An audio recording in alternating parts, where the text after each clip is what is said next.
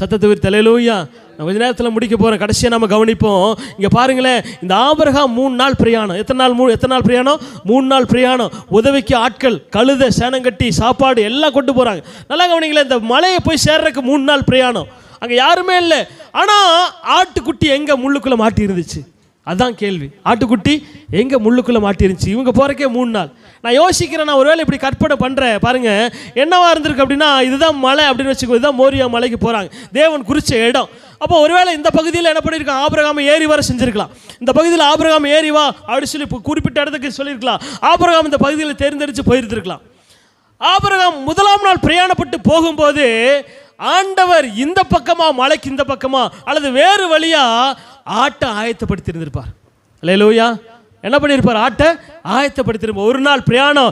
Abraham விசுவாச பயணத்தோடு தம் மகனை கர்த்தர் சொன்ன இடத்துக்கு கொண்டு போய் பலியிட போகும்போது 1 நாள் பிரயாண தூரமாக இருந்திருக்கும். ஆண்டவர் ஆட்டை 1 நாள் பிரயாண தூரமாக அனுப்பியிருப்பார். 2வது நாள் பிரயாண தூரம் ஆபிரகாம் சோர்ந்து போகாமல் 2வது நாள் பிரயாண தூரமாக மேலே வந்துட்டார். ஆண்டவரும் பார்த்துருப்பார், ஆட்டை அனுப்பியிருப்பார். அல்லேலூயா, லேலூயா. ஒருத்தரும் மேய்க்கிற இடம் இல்லை. அங்கே எப்படி முள்ளுக்குள்ளே மாட்டிருந்துச்சு? கர்த்தர் ஆயத்தப்படுத்தினார். 2வது நாள் பிரயாணம். ஆண்டவர் ஆட்டை ஆயத்தப்படுத்தி 2வது நாள் பிரயாணத்தில் வந்திருக்கும். யோசிச்சு பாருங்க, நம்மளா இருந்திருந்தா இந்த வயதான காலத்தில் இவ்வளோ சோதனை வேணாம் ஆண்டவரே, திரும்ப நான் பிள்ளையை கூட்டிகிட்டு போயிடுறேன் அப்படின்ட்டு திரும்ப ஆபிரகாம் அந்த குழந்தையோடு திரும்ப கீழே போயிருந்தார் அப்படின்னா, லேலூயா. ஆனால் ஆண்டவர் ஆயத்தப்படுத்தியிருந்த அந்த ஆசீர்வாதமும் அப்படியே, ஆண்டவர் ஆயத்தப்படுத்தின அந்த ஆட்டுக்குட்டியும் அப்படியே சுகபத்திரமாக கீழே அனுப்பியிருப்பார். அல்லேலூயா. அப்படி தான் சில நேரங்களில் நமக்கான ஆசீர்வாதம் எதிர்கொண்டு வந்துக்கிட்டே இருக்கும். நம்மை ஆசீர்வதிக்க கர்த்தர் திட்டமுள்ளவர். அவர் ஏற்ற நேரம் வரும். ஆனால் நம்ம சில நேரங்களில் அந்த சோதனை தாங்க முடியாமல் பின்மாற்றத்துக்குள்ள போயிட்டு அப்படின்னா கர்த்தர் நமக்கு வச்சிருக்கிற ஆசீர்வாதத்தை எடுத்து ஏற்ற கனிகளை கொடுக்குறவங்களை ஆசீர்வச்சிருவார். அல்லேலூயா. ஆனால் ஆபிரகாம் சோர்ந்து போகலை. 3வது நாள் பிரயாணத்தில் சோர்ந்து போகாமல் வைராக்கியமாக குறிச்ச இடத்துக்கு வந்து அவன் கண்களை ஏறெடுத்து பார்த்து தேவன் குறிச்ச இடத்துக்கு கண்டுபிடித்தார். அந்த கண்டுபிடித்த இடத்துல சரியாக தேவன் சொன்ன திட்டத்தெல்லாம் நிறைவேற்ற ஆயத்தம் உள்ளவராக இருந்தார். கர்த்தர் ஆபிரகாமுடைய விசுவாசத்தை பார்த்துட்டு ஆட்டுக்குட்டி ஆயத்தப்படுத்தியிருப்பார். நீ என்ன பண்ணு, மேலே போ, மேலே போய் கண்கள் ஏறெடுத்து பார்க்குற தூரத்தில் அங்கே முள்ளில் மாட்டி வச்சு எங்கேயும் போயிடாத, இங்கேயே உட்கார் அப்படி சொல்லிட்டு ஆயத்தமாக வச்சிருந்திருப்பார். அல்லேலூயா. சத்தத்தை அல்லேலூயா. பாருங்க, ஆபிரகாமுடைய விசுவாசத்தை கர்த்தர் இப்படி தான் சோதிக்கிறார். நமக்கான ஆசீர்வாதத்தை, நமக்கான ஆகார் பாருங்க, அதான் பார்க்குற ஆகார் கண் திறக்கப்படுறதுக்கு முன்னாடி நீரூற்று பக்கத்திலே தான் இருக்குது. ஆனால் கண் அடைக்கப்பட்டு பார்வை தெளிவில்லாதனால அந்த ஆகார் நீரூற்றை பார்க்க முடியாத ஒரு சூழ்நிலை. ஆனால் கர்த்தர் கண்களை திறந்த உடனே அந்த ஆகார் நீரூற்றை கண்டால் சொல்லி பார்க்குறோம். இங்கே சோதனை முடியும் போது யோசிச்சு பாருங்க, ஆபிரகாம் தன்னுடைய கையை ஓங்கி ஆட்டுக்குட்டி வெட்ட வரும்போது கர்த்தர் பேசுகிறார், நிப்பாட்டு, உன் விசுவாசத்தை நான் கனப்படுத்துகிறேன். அல்லேலூயா. இந்த சோதனையிலையும் நீ பொறுமையோடு கூட சகிச்சு வந்தையே. பாருங்க, அந்த இடத்துல சொல்கிறார் பாருங்க. 22ஆம் அதிகாரத்தில் பார்க்குறோம். அந்த இடத்துல பாருங்க, 13ஆம் வசனத்தில் 12ஆம் வசனத்தில் பாருங்க. அப்பொழுது அவர் பிள்ளையாண்டான் மேல் உன் கையை போடாது சொல்லிட்டு, நீ அவனை உன் புத்திரன் என்றும் உன் ஏகசுதன் என்று பாராமல் எனக்காக ஒப்பு கொடுத்தபடினாலே நீ தேவனுக்கு பயப்படுவன் என்று இப்பொழுது அறிந்து கொள்ளுவேன். அல்லேலூயா, அல்லேலூயா. சத்தத்தை அல்லேலூயா. இந்த இடத்துல இந்த வார்த்தையில் ஒரு வார்த்தை மிஸ் ஆகிருக்குது. என்ன வார்த்தை சொல்லுங்க பார்ப்போம். நம்ம 2ஆம் வசனத்தில் வாசிக்கிறோம். 2ஆம் வசனம் வாசிங்களேன். ஈசாக்குக்கு பேர் கொடுக்கும்போது 3 விதமாக சொல்லுவார். ஈசாக்குக்கு பேர் கொடுக்கும்போது அங்கே பாருங்க, அந்த இடத்துல பாருங்களேன், 2ஆம் வசனம், உன் புத்திரன், உன் ஏகசுதன், நேசகுமாரன். இங்கே பார்க்கும்போது பாருங்க, இங்கே என்ன சொல்றாரு? உன் புத்திரன், உன் ஏகசுதன். ஆனால் இங்கே என்ன மிஸ் ஆயிருக்குது? நேசகுமாரன்றதை மிஸ் ஆயிருச்சு. அல்லேலூயா, லேலூயா. சத்தத்தை விருத்தி.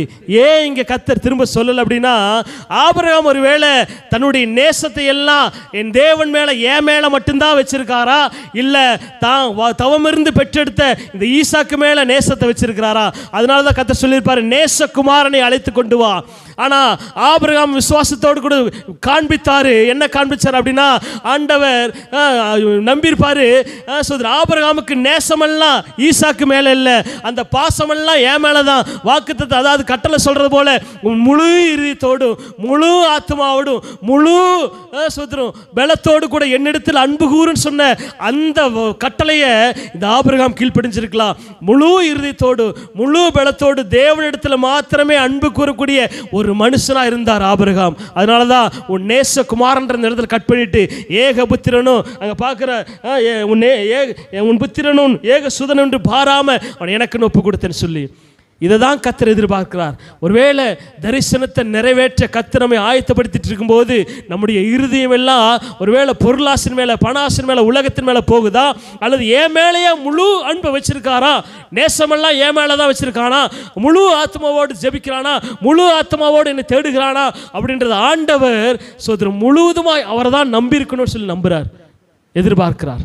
அல்லேலூயா, சத்தத்தை விட்டு அல்லேலூயா.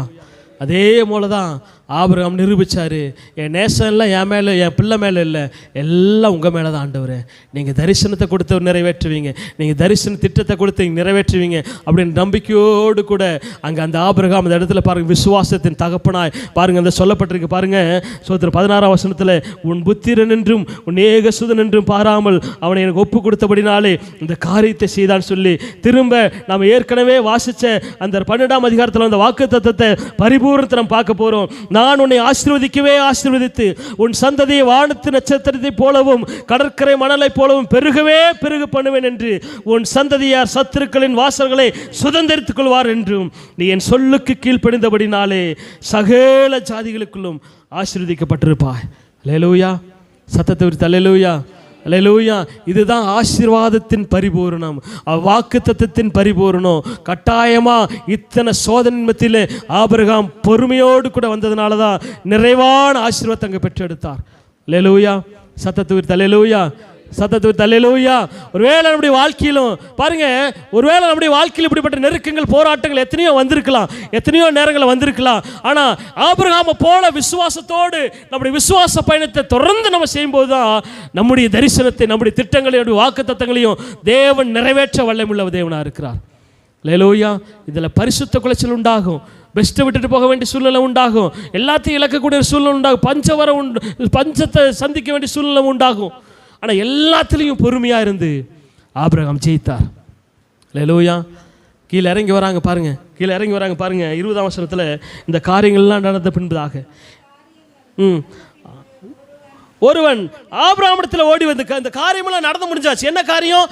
ஆபிரகாம் தன்னுடைய ஈசாக்க பத்திரமா சுகபத்திரமா உயிரோடு கூட நம்பிக்கையோடு கூட திரும்ப என்ன பண்ணுறாரு, வாக்கு தத்தம் நிறைவேற போகுது அப்படின்ற சந்தோஷத்தோடு கூட கொண்டு வரார். இந்த வாக்கு தத்தத்தின் பரிபூர்ணம் இன்னொன்று இருக்குது, அதை நம்ம பார்த்து நம்ம ஜெபிக்க போகிறோம். கவனிங்களேன், இங்கே பாருங்கள், இந்த காரியம்லாம் நிறைவேறின பின்பு முடிஞ்ச பின்பதாக அங்கே ஒரு ஓடி வர்றான், ஓடி வரான், எதிராக அதாவது மலையிலிருந்து இறங்கி வராங்க. ஆபிரகாமும் ஈசாக்கும் சுகபத்திரத்தோடு கூட வாக்கு தத்தத்தை பிடிச்சு கொண்டு நம்பிக்கையோடு கூட சந்தோஷத்தோடு கூட இறங்கி வர்றாங்க. எதிராய் கூட ஒரு ஆள் ஓடி வரான். என்ன சொல்ல வர்றான் வாசிக்கல, என்ன சொல்ல வர்றார் பாருங்க. ஆபிரகாமிடத்தில் மில்காலுக்கும் உன் சகோதரனாகி நாகோருக்கும் பிள்ளை பெற்றாள். 22ஆம் வசனத்தில் பார்க்குறோம் சோதரம். 22ஆம் வசனம் கடைசியில் சொல்லப்பட்டிருக்கிறது சோதரம் ரெபேக்காளை பெற்றாள் என்று சொல்லி, ரெபேக்காளை பெற்றாள். நல்லா கவனிங்களே என கருமையான தேவ பிள்ளைகளே, சோதரம் அந்த சோதனைகள்லாம் முடிஞ்சு கீழே இறங்கி வரும்போது நான் சொன்ன ஆசீர்வாதத்தின் நிறைவு பரிபூர்ணம் என்ன? பூமியில் சந்ததிகளை ஆசீர்வதிப்பேன். ஈசாக்கு இப்போ ஜீவனோடு கூட கீழே வருகிறார். ஈசாக்கு ஜீவனோடு கூட கீழே வரும்போது சோதரம் இங்கே சொல்லப்பட்டிருக்கிறது, ஈசாக்கோடு கூட சேர்ந்து ஆபிரகாமுடைய சோதர தரிசனத்தை நிறைவேற்ற, கர்த்தருடைய வாக்குத்தத்தத்தை நிறைவேற்ற, சந்ததியை பெருக்கக்கூடிய ஒரு காரியம் இங்கே ரெபேக்காள் பிறந்துட்டாள். அல்லேலூயா. எதிர்க்க போகுது செய்தி, எதிர்க்க கீழே இறங்கி வரும்போதே எதிர்க்க போகுது செய்தி. சோதனை முடியும் போது நமக்கு உண்டான ஆசீர்வாதம் வாக்குத்தத்தை நிறைவேறுதல் நமக்கு எதிர் வரும். எத்தனை பேர் விசுவாசிக்கிறீங்க? அல்லேலூயா. எத்தனை பேர் விசுவாசிக்கிறீங்க? இப்படி சோதனை முடியும் போது நமக்கு உண்டான பாருங்க, இந்த 10 மாதம் பத்திரமா சோதரம் அங்கே பாருங்க. சோதரம் ரெபேக்காள் என்ன பண்ணியிருப்பாங்க? உருவாயிட்டு வந்திருப்பாங்க. ரெபேக்காள் கர்த்தர் உருவாக்கி கொண்டு வந்திருப்பார். இவள் தான் இவருக்கு ஈசாக்குக்கு ஏற்ற துணை, நான் சொன்ன வாக்கு தத்தத்தை நிறைவேற்றக்கூடிய துணை இதுதான் சொல்லி சரியா இந்த காரியமெல்லாம் முடிஞ்சு கீழே வரும்போதே நற்செய்தி மேலே எதிர்கொண்டு போகுது. சோதரம் ஈசாக்குக்கு ஏற்ற ரெபேக்காள் பிறந்து விட்டால் சொல்லி. அல்லேலூயா, அல்லேலூயா. நமக்கு சொன்ன வாக்கு தத்தத்தை கர்த்தர் உருவாக்கி கொண்டிருக்கிறார். எத்தனை பேர் விசுவாசிக்கிறீங்க?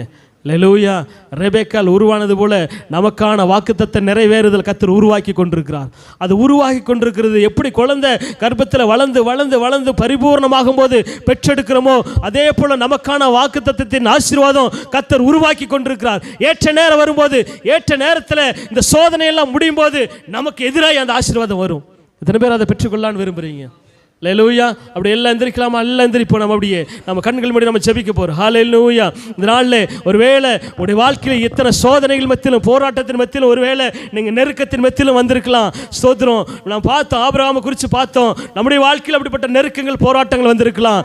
அதை குறித்து நம்ம சோர்ந்து போகாமல், வாக்கு தத்தம் செய்தவர் உண்மையுள்ளவர், வாக்கு பண்ணினவர் மாறாத தேவன்.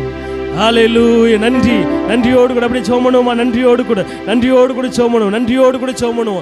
யாரெல்லாம் என் வாழ்க்கையில் தோத்துட்டேன்னு நினைக்கிறீங்க, ஒருவேளை யாரெல்லாம் என்ன எப்படி ஜெயிப்பேன், எப்படி ஜெயிக்க முடியும், என் தரிசனம் எப்படி நிறைவேறும், ஆனால் வாக்கு கொடுத்துட்டாரு, அது எப்படி நிறைவேறும், அப்படி சந்தேகத்தோடு பல கேள்விகளோடு கூட வாழ்ந்துட்டுருக்கலாம். ஒரு பிஸ்னஸை குறித்து ஒருவேளை இந்த யூடியூப் மூலமாய், டிவி மூலமாய் பார்த்து கொண்டிருக்கிற தேவ பிள்ளைகளாக இருக்கலாம். நீங்கள் எங்கிருந்து பார்த்துட்டு இருந்தாலும், எந்த நாட்களில் பார்த்தாலும் கர்த்தருடைய வார்த்தை உங்களுக்கு உண்டான வார்த்தை. பொறுமையோடு கூட காத்திருங்க. வாக்குத்தத்தம் செய்தவர் உண்மையுள்ள தேவன். வாக்குத்தத்தத்தை நிறைவேற்ற அவர் வல்லமையுள்ள தேவன். வாக்குத்தத்தத்தை நிறைவேற்ற கவனம் உள்ளவராய் நம்முடைய வாழ்க்கையில் எத்தனை சோதனை வரலாம், போராட்டம் வரலாம், பரிசுத்தத்துக்கு சோதனை வரலாம். கர்த்தர் ஆபிரகாமை அழைச்சு சொன்னார்லவா, நான் சர்வ வல்லமையுள்ள தேவன், எனக்கு முன்பதாய் உத்தமமாய் நடந்து கொண்டிருன்னு சொல்லி. எவ்வளோ கவனம் உள்ளவராக இருக்கிறார், எவ்வளோ கவனம் உள்ளவராக இருக்கிறார். யோசிச்சு பாருங்களேன். அவர் தரிசனத்தை நிறைவேற்ற கவனம் உள்ளவராக இருக்கிறார். அவர் தரிசனத்தை நிறைவேற்ற கவனம் உள்ளவராக இருக்கிறார். ஆனால் பெற்றுக்கொள்றதுக்கு நம்ம ஆயத்தம் உள்ளவங்களா இருக்கிறோமா? யோசிச்சு பாருங்க. அவர் வாக்குத்தத்தத்தை நிறைவேற்ற அவர் ஆயத்தம் உள்ளவராக இருக்கிறார். வாக்குத்தத்தத்தை சுதந்திரிக்க நம்ம ஆயத்தமா இருக்கிறோமா? சோதனையின் மத்தியில் நம்ம பொறுமையா இருக்கிறோமா? யாக்கோபு சொல்றாரு, சோதனையை சகிக்கிற மனுஷன் பாக்கியவான். நான் சொல்றேன், சோதனையை ஜெயிக்கிற மனுஷன் பாக்கியவான். ஜெயம் கொள்கிறவன் எவனோ அவன் எல்லாவற்றையும் சுதந்திரித்துக் கொள்வான். சோதனை சகிக்கிற மாத்திரமல்ல, நாம் சோதனையை ஜெயிக்க போறோம். ஆபிரகாம் சோதனை ஜெயித்தார். அவருக்கு உண்டான வாக்குத்தத்தத்தின் பரிபூர்ண நிறைவேறுதலை பார்த்தோம். ஹல்லேலூயா. நன்றியோடு கூட அப்படியே நன்றியோடு கூட